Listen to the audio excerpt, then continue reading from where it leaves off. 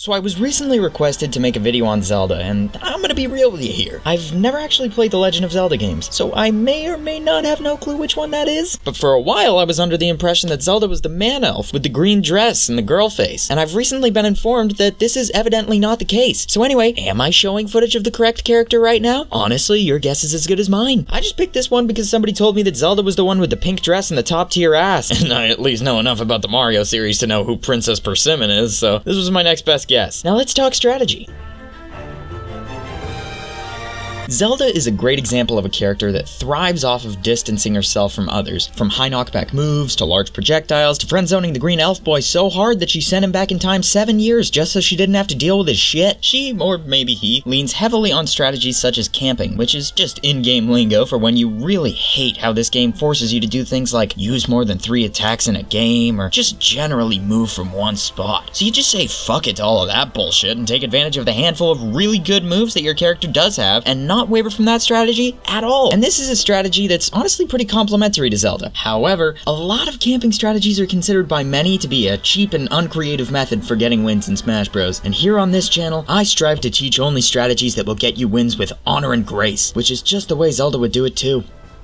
Wait, did you actually think I was being serious? Fuck no, camp the ever-loving piss out of your opponents. I don't care if people think it's cheap. Did Harry Potter stop practicing, I don't know, being the most badass wizard to have ever lived because his cousin Dickley wasn't born with wizard powers too? Of course not! That guy was an asshole, fuck him. A win is a win. So if somebody's trying to give you a hard time, just say some shit that'll really get on their nerves, like, maybe you're just not playing the right character, or, I guess I'm just really good at this game, or, hey, look, listen. So anyway, long story short, Zelda's strategy is pretty much built off of camping, so if you didn't utilize that tactic, you'd basically be as dead in the water as the people of Hyrule after the Great Flood. And plus, what's the point of playing Zelda anyway if you can't get that sweet kill that's so cheesy that it makes your opponent throw their controller down on the table in front of you, accidentally spilling all of their soda and pizza pockets on the controller, while you just sit there, pristine controller in hand, and feel a smile uncontrollably crawl up your face? Here's your answer: there's no point to it. That's actually the best part of playing as Zelda. So let's talk about some of the best moves we're going along with this strategy. Now, since we're talking camping, I figure I should start by pointing out that one of the most important parts of any good camping experience is a nice, reliable campfire. And Zelda's side special, Din's Fire, well, it's definitely a nice way to get something heavy thrown at your head, and it's reliably going to make you laugh your ass off when they have no clue how to avoid the attack, so really it's the perfect tool for roasting some weenies. Ergo, your opponents. This attack allows you to hold and release the special move button to control how far the flame goes, using the left stick to control how high or low the flame goes. And this lets you light a fire underneath your opponent's ass by lighting a literal fire underneath your opponent's ass. It keeps your opponents from recovering onto the map and can also take them out later in the stock faster than you can say, well, excuse me, princess. Alright, now, not to beat a dead opponent, but I'm gonna use this camping analogy one last time because no camping trip is complete without a good camping buddy. You know, so if you're on a little hike through Death Mountain and bump into some Gorons and they offer you some rocks that you,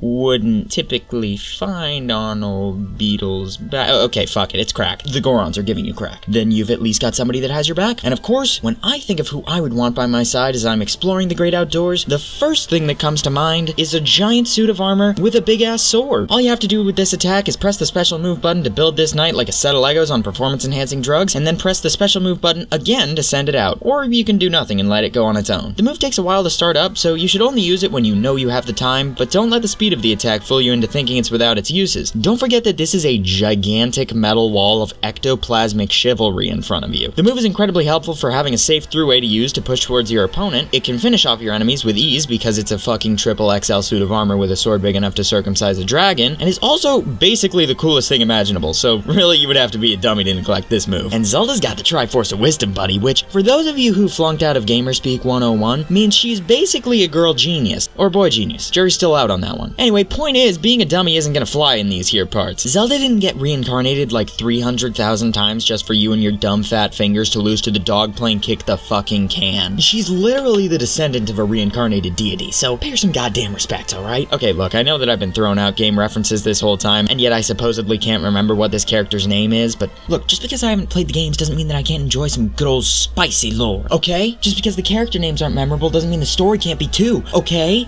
Shut up. So anyway, in a perfect world, you'd use these two moves to swiftly launch your opponents into an early grave, or more likely into a sword that gets locked away for a couple decades before they break out again, because hardly anybody in these games actually seems to remember that you can kill people. But this is not a perfect world, and not even the potion seller's strongest potions can prevent you from having to go into battle with your fists. Luckily for you though, Zelda's apparently packed some low-grade fireworks and high-end steroids in her bag of magic tricks that she can use to kick her opponents to the curb. For example, she's got a couple throws that have some solid follow-up options, like a back throw or a forward throw into some of those specials we talked about earlier, or her up throw, which is the setup to the spike that is Zelda's up aerial, which has a big hitbox and a lot of killing potential, and this move can also be a setup to Zelda's up special, which can finish from pretty decent percents as well. And when you're looking to finish off your opponents and those projectiles just aren't doing it for you, don't forget that Zelda has some pretty sweet smash attacks that can get the job done. I mean, she had to legitimately create an alter ego for herself just so she could be able to go out and kick more ass without supervision. And that's why we've got Sheik in this game. Okay, no. That is a dude. That is absolutely 100% a man. Now I'm certain that Zelda is the guy with the big magic sword that fucks around with the fish people. Alright, jeez, I'm sorry. I guess I gotta start this over. So I was recently requested to make a video on, Wait. If Zelda is the dude, then what is this chick's name? Okay, maybe Zelda is the girl. Wait, but then that would mean that Sheik is Oh. This is a very confusing tingle going on in my Deku tree right now. Anyway, enough about my little Link's Awakening, let's get back to Zelda's smash attacks. More specifically, her forward smash and up smash, because they both have some pretty nice range to them, and when you top that off with the fact that they're multi-hit attacks, meaning the first few hits trap you in the attack before the last hit sends you packing, and you've got some optimal options for your, not killing, but probably at least leaving your enemies in some ancient artifact and hoping that does the trick, pleasure. And those are all the tips and tricks I have to teach you. With her arsenal of high knockback moves, massive projectiles, and effective shutdown attacks, Zelda can be a formidable opponent, so hopefully I've helped you to learn a thing or two today. I learned, for example, that Zelda actually is the princess's name. I don't know, still doesn't look like a Zelda to me. I feel like she should have a different name. Something cool, like Wall Master. Yeah. Anyway, regardless, you know what to do. So start practicing those magic tricks and you'll be showing those losers you call friends why the Princess of Hyrule is not to be fucked with. Best of luck. Hey, thanks for watching, guys. Let me know in the comments if there are any characters you want to see in the upcoming videos and I can get them done for you. Subscribe if you want to see more of my stuff, and follow me on Twitter where I make a tweet whenever I upload and usually ask questions or say whatever dumb shit is on my mind. Alright, until next time, guys and gals.